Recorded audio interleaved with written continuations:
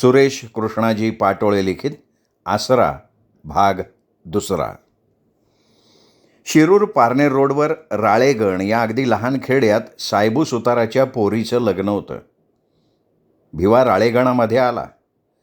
सुताराळीला समाज मंदिरासमोर 15x20चा मांडव टाकलेला, त्यातच डगाडगा हलणारं स्टेज. लग्नाला गर्दी तशी मर्यादित. मुलगी उचलून दिलेली, त्यामुळे मोजकंच वराड.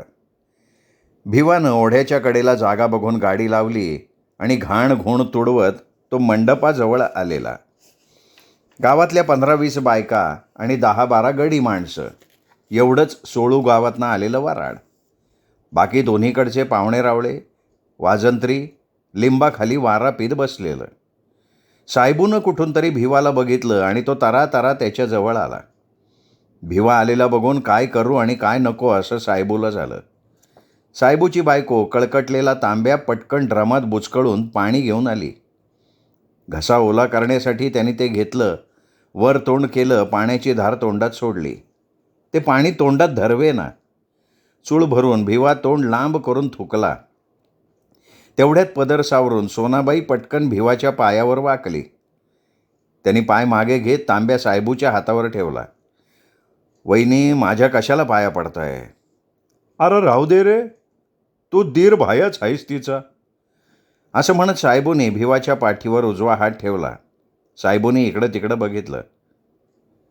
भिवा, गड्या खोडीची नाही बसाय, सायबू खजील होत बोलला. असू दे, बसतो मांडवात. भिवानं त्याच्या खांद्यावर हात ठेवत म्हटलं. नको नको, तू एवढा मोठा माणूस भुईवर बसणार होय, थंब, काहीतरी आणतो बसाय, म्हणत झपझप तो गेला. आहेरात आलेली स्टीलची टीप उचलून बाहेर घेऊन आला. धर, बस ह्याच्याव. टीप ठेवत सायबूनं हात केला. सायबू, मी पाहुणा थोडाच आहे, घरातलाच माणूस आहे, भिवानी नकार देत म्हटलं. जेवून घे, तेलच्यान मसाला भात आहे. नाही नको, गोलेगावात शेवंत आत्याच्या नातीच्या लग्नात भरपेट जेवलो आहे. तू पाहुणं बघ, मी येतो लग्न लावायच्या वेळेला, भिवा सायबूला म्हणाला. आता इथं परगावात कोणाकडे जातो? काकूची भाशी आहे नाही का गावात, तिच्याकडे जाऊन येतो. तसा भिवा हसला. सायबू, मी तुझ्या पोरीच्या लग्नाला आलो आहे, तेवढंच करणार. मी माझं बघतो, तू तिकडचं बघ जा. भिवानं सायबूला म्हटलं, पण त्याला एकटं सोडून जाणं सायबूच्या जीवावर आलं होतं. परस्पर जाऊ नको भिवा पुण्याला, लगीन लागल्यावर जा, नाहीतर मी तिकडं जायचो आणि तू हो पाशार. सायबू हातावर हात घासत म्हणाला. नाही, मी आज सोडवत जाणार आहे, भिवानं मान हलवत म्हटलं. मग बरं झालं, आमची 1-2 माणसां पिल्लं टिल्लं तुझ्या गाडीतून सोडवत सोड, तेवढंच वराड कमी होईल. ठीक आहे, आता तू तुझं काम बघ, माझी काळजी करू नको. नवरी मांडवात आली की मी बरोबर हजर होतो. भिवा त्याच्या खांद्यावर हात ठेवत बोलला. अरे पर इतका वेळ तू थांबणार कुठं? सायबूनी शंकेने विचारलं. अरे सायबू, मी माझं बघतो, तू जा, शोधतो आपलं गावकरी मंडळ, असं म्हणत भीमा वळला. त्यांना सुद्धा असतील तर ना, ते बघ तिकडं पिपळाच्या पारावर सुडकून पातारी मांडून पासाललेत. सायबूने हात दाखवला आणि भिवा हसून तिथून निघाला. गाडीजवळ आला, गाडी उघडली. शीट मागं घेऊन मस्त ताणून दिली. सूर्य डोंगराकडे कलत होता आणि त्याची किरणं काचेला भेदून भिवाच्या तोंडावर पडली होती. गाडी झाडाखाली असल्यामुळे हवेतला गारवा आत शिरून भिवाच्या अंगावर खेळत होता. मात्र त्याला गाढ झोप लागली होती, त्यामुळं सूर्याची किरणं तोंडावर पडल्याचं त्याला कळलंही नव्हतं. वाजंत्र्यांनी घाई घेतली तेव्हा त्या आवाजाने भिवाला जाग आली. नवरा मुलगा घोड्यावर बसून पराण्या चालला होता.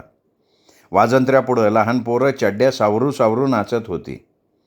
भिवानं गाडीतली बिस्लरी घेतली, तोंडावर पाणी शिपडून चूळ भरली. तोंड पुसून गाडी बंद करणार तर धप्पा दिल्यासारखा परशा नाईक मागून बोलला. भिवा. तसं त्याने मागे वळून बघितलं. परशाचे डोळे तारवटलेले, तोंड दारूच्या फुग्यागत सोमरलेलं, मिशाचा एक आकडा जमिनीकडं तर एक आबाळाकडं कललेला. तोंडाच्या आंबट वासाचा भपकारा मारला तसं भिवानं नाक फुसफुस केलं आणि हात नाकासमोर हलवत तेच हात जोडले. नमस्कार, काय म्हणताय नाईक? तुमच्या मोर्रा आम्ही काय हो म्हणणार, परशा नाईक ताठ होत म्हणाला. कसं काय, बरं चाललंय ना? भिवानं हात करून विचारलं. बरंच म्हणायचं तर काय दुसरं. छातीतली हवा बाहेर फेकत परश्या बोलला. तोंडाचा घमघमाट आणखीनच जोरात आला. कशी काय परिस्थिती गावाची? भिवानी चौकशी केली. आता तुमचं आमच्या खालच्या आळीव ध्यानच नाही म्हणल्यावर बरीच परिस्थिती आहे म्हणायचं आणि काय म्हणणार. दोन्ही हात आणि छाती हलवत तोल सावरून परश्या खुसपट काढल्यासारख्या सुरात बोलला. नाही का हो तुम्ही राजा माणसं. भिवा कौतुकानं बोलला.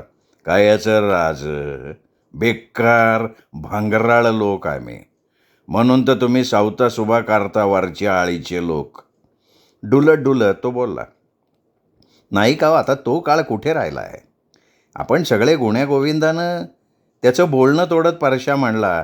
तो गुण्यान गोविंदा त्यांनाच लय चरबी चढली, पाटलाचं गोवाडं. भिवा हसला तेव्हा वाजंत्री लईच घाईवर आल्यागत वाद्य बडवत होते, त्यामुळे त्यातच त्याचं हसणं विरलं.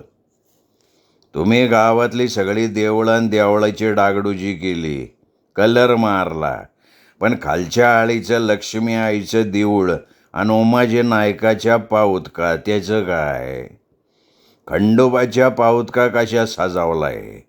त्यो खरा देव आहे आमचा. परश्या नायकानं उजवा हात दाणा दाणा छातीवर मारला. परश्या, अरे देव खरा कोणाचा आणि खोटा कोणाचा असं नसतं. देव इथून तिथून सगळ्यांचा सारखा. भिवा समजावणीच्या सुरात बोलला. सारखा असता तर तुमचे लोक पुरावा का मागतात. परश्यानं उजव्या हाताची मूठ आवळून अंगठा वर काढत डाव्या तळव्यावर तो आपटत विचारलं. कोण आणि कसला पुरावा? भिवानं शंका विचारली. तो गोयंदान गोना कोशेकर म्हणतो ओमाजी नाईक आपल्या गावात आलते याचा पुरावा काय, आणि ते काय देव आहे असं म्हणत परश्यात थुकला. मेलेली मढी उकरत बसण्यात अर्थ नसतो नाईक. भिवा त्याला म्हणाला तर तो उसळून म्हणाला. आम्ही मढी उकरत बसलो तर लय भारी पडल तुम्हा लोकांना. नाही आम्हाला तुमच्याकडून तरी आस होती शेठ. परश्यानं तर्जनी हलवत म्हटलं. आलं आलं माझ्या ध्यानात आलं. किती किती खर्च येईल त्या 2 मंदिरांना? मी काय कंत्राटी घेतो का शेठ? परश्यानं उचकी देत विचारलं.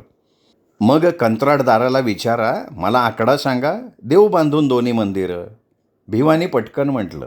दोन्ही नाही, आमच्या नायकाच्या पाऊतकाचंच बघा. ते लक्ष्मी आईच्या मंदिराचं बेकानाना आणि नारायण पोतराज बघत्यान. आमचं शेपरेड आहे. परश्याच्या बोलण्यावर भिवा चकित झाला होता. त्याला काय आणि कसं सांगावं या विचारात असताना परश्यानं हात पसरत म्हटलं. द्या 30-35 हजार. कशाला? भिवानी शंकेने विचारलं.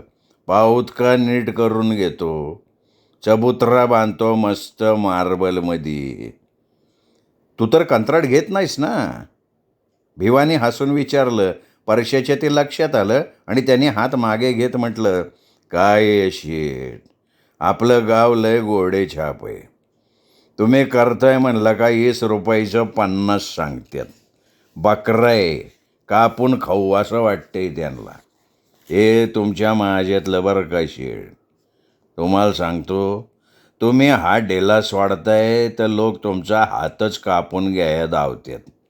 मला अशी जिटी येते ना. डोळा बारीक करून मिचकवत बोलत लांब तोंड करून तो 2दा थुकला. तसं वाद्यकाम गापकन थांबलं आणि माईकवर, नवरा मुलीचे मामा नवरीला मांडवात घेऊन या, लग्नाची येळ झाली, हे असं बराच वेळ चालू होतं.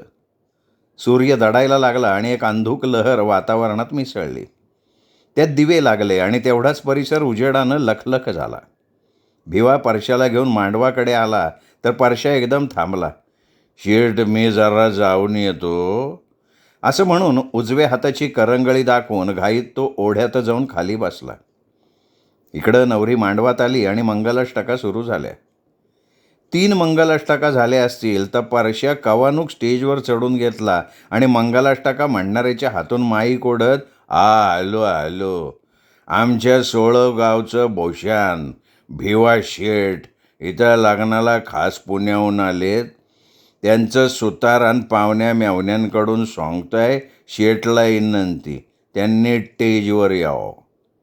हातातला माईक पार तोंडात कोंबत परशा मोठ्यांदा ओरडला, बेवा शेठ यावर या, पोरांना आशीर्वाद द्या.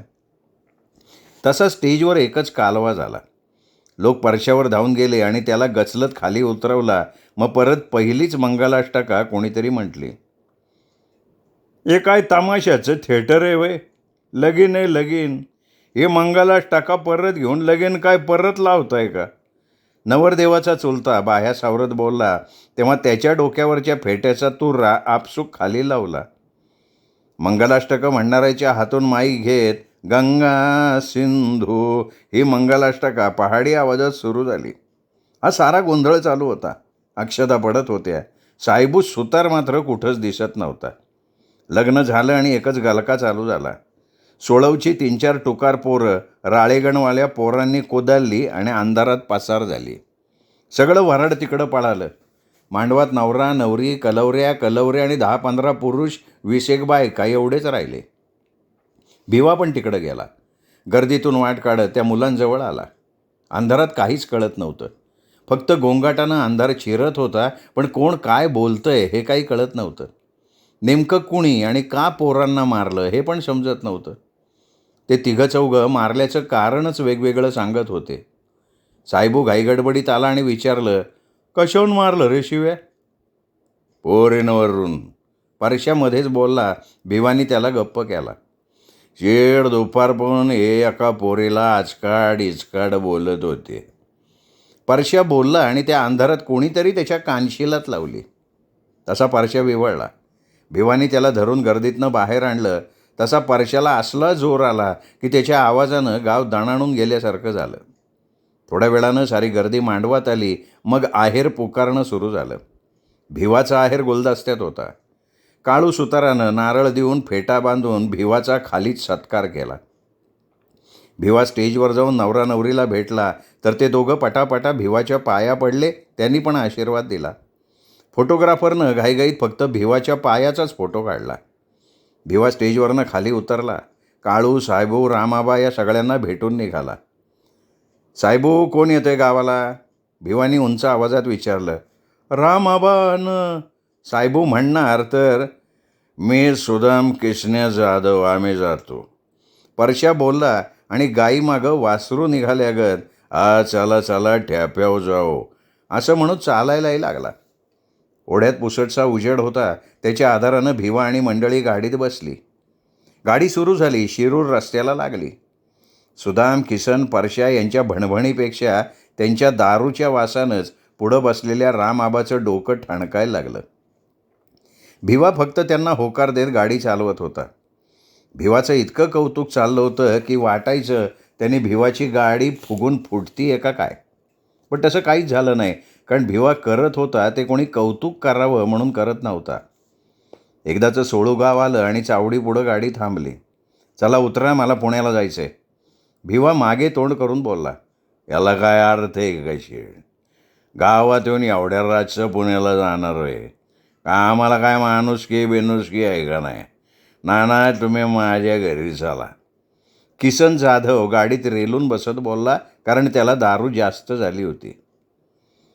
किसना, अरे तुलाच पाय पसराय जागा नाही घरात? नाही भिवा, तू माझ्याकडं चल, आपण मारुतीच्या मंदिरात झोपू. सुदाम बोलला तसा रामआबा म्हणाला, त्याला उघड्यावर झोपायचं तर त्यानेच बांधलेल्या टेजच्या रूमा झोपण किती हो. हे बेस्ट आयडिया, आपण समजे तिथं झोपू शेट. परशा खाली उतरत म्हणाला. नाही नको, मला उद्या 8 वाजता एक मीटिंग आहे. भिवा म्हणाला. ऐकण्यात आलंय ते खरं आहे का? सुदामनं तोंड भिवाजवळ नेत विचारलं. काय? भिवानी मानेला हळूच वर उचलत विचारलं. काका मोरे म्हणत होता, कसली खाण घेणार रे तुम्ही? काय सोन्या बिन्याची खाण आहे का काय? सुदामनं तोल सावरत विचारलं. सांगीन मी, काम झालं की सांगतो. भिवानी मान तिरपी करून म्हटलं, आम्हाला गरीबाला बी 1-2 तोळं देता आलं तर बघा. आम्ही आज पत्तूर तुम्हाला काय मागितलं नाही. सुदाम त्याच्या पुढे वाकत केविलवाणं तोंड करत बोलला आणि गपकन आंबट वास आला. परशा परत गाडीत बसता बसता म्हणला, शेट आपण थांबू. नाही नको, मला खरंच मीटिंग आहे. भिवाने मागे तोंड करत विनवलं. तेच म्हणतोय, तुमचं काम होस तर थांबू, मन्नीची तिने सोन्याच्याच पाऊत का घडवू काय. परशाचं बोलणं ऐकून भिवा मनात हसला आणि त्याने आबाकडे बघितलं. इसावा डोंगरवाल्यांना बी रामाची मूर्ती पाहिजे असन, ती बी सोन्याचीच घडवू नाही का.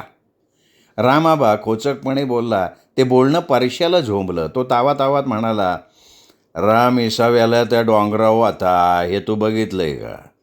नाही, जुनी लोक मानतात तसं. रामआबानं कबुली दिली. मग आमची जुनी लोक बी ओमाजी नाईक सोडवत आलतं हे सांगतात, पण तुम्ही लोक त्याचा पुरावा कशावून मागताय. समजा जरी नाही आलं तरी तुमच्या बापाचं काय जाते. परश्या भडकून बोलला. आणि तेवढाच नाही तर कणभर जास्त किसन जाधव भडकून बोलला. बाप कुणाचा काढतो रे, तू सोन्याच्या पाऊत का कर नाही तर पितळाच्या. पोकटच्याला कसलं आलंय मूल. तसा झिटीनं परश्या बाहेर आला आणि किसनची गचांडी धरत मोठ्यांदा विचारलं, आम्ही काय फुकटचे काय तुमच्यासारखे. गोड बोलून एखाद्या गरीबाला लाट्यात बामटे. भिवा घाईनं बाहेर आला. दोघांची भांडणं सोडवली. रामआबा मात्र गाडीतच बसून होता. एवढा कालवा होऊनही गावातलं कुत्रंसुद्धा भुकत नव्हतं, कारण ही अशी कळवण त्यांना नित्याचीच असल्यासारखी होती. आबा खाली उतरा, भिवा म्हणाला. आणि बसल्या जागेवरून आबा म्हणाले, दारात सोड की, कुत्री लचकत वाढतेल. मला भ्या वाटतं कुत्र्यांचं. पोकट पोटात सोयकवान खुपसू घेऊ सुटलंय, ते बी 14. ठीक आहे असं म्हणत भिवा गाडीत बसला तर परश्या किसन सुदाम पटापटा गाडीत बसले. काय तुम्हालाही कुत्र्यांची भीती वाटते का, भिवाने हसत विचारलं. मग आधीच गावात पिसळलेली कुत्री आहेत गल्ली बोळात. किसन पुढे बघत बोलला. पण ते टोमणे आपल्यालाच असल्यासारखं. परश्या म्हणाला, एक दिवस लेंगा टरको दोघा नाही बघ तुम्ही. ए पोराव, अरे का डोक्याचं भजन करताय, ग बसा की. मध्यस्थी झाल्यावर गाडीत शांतता पसरली. भिवानं एक एक करत सगळ्यांना घरपोच ठेप्यावर सोडलं. शेवटी राम आबाला सोडवलं. गाडीतून उतरता उतरता आबा म्हणाले, भिवा राग धरणार नसन तर एक बोलू का. अहो आबा बोला. कवर गावचा उटारेटा करणार. तू गावात हक्काचं घर बांध, तुला रातची रात आसरा नको का. हा भाऊ, पुण्यात एवढा मोठा बंगला आहे, काय करायचं आहे घर. आणि माझ्या माघारी पोरं थोडीच येणार आहेत का गावात राहायला. असं म्हणून निपतंय का. अरे तू मस्त तिकडं यमला बांधला, पण गावात तुला आसरा कुठे. भावकी रातची रात तुला आसरा तरी देतात का. वर तुझ्या माघारी ही नव्हत्या ती. अरे अण्णाच्या माघारी तुझ्या खिंडर झालेल्या घराची राया गेली. असलं घर गावात कोणाचंच नव्हतं. तू महा ऐक, घर बांध. वाटलं तर एखादा मास्तर नाही तर डॉक्टर भाडू तरी ठेवू. घराची वच पण राहीन आणि तुला आसरा बी होईन. बघू, मी सईला विचारून ठरवतो. ती नाही म्हणली तर तू उपऱ्यासारखा गावात येणार का. बरोबर बोल की. बघू, मी विचार करतो. नाही विचार नको करू, तू ठरव. अरे गाव असून उपऱ्या गजीनं नको जगूले अकरा. राम आबाचं म्हणणं त्याला पटलं होतं. आबाचा निरोप घेऊन भिवानं गाडीचा गिअर टाकला आणि गाडीने वेग घेतला. दिवसभरातले सगळे प्रसंग सिनेमासारखे डोळ्यापुढे आणत तो गाडी चालवत होता. श्रोते हो, हा होता दुसरा भाग सुरेश कृष्णाजी पाटोळे लिखित आसरा या कादंबरीचा. तिसरा भाग उद्या ऐकूयात. तोपर्यंत नमस्कार.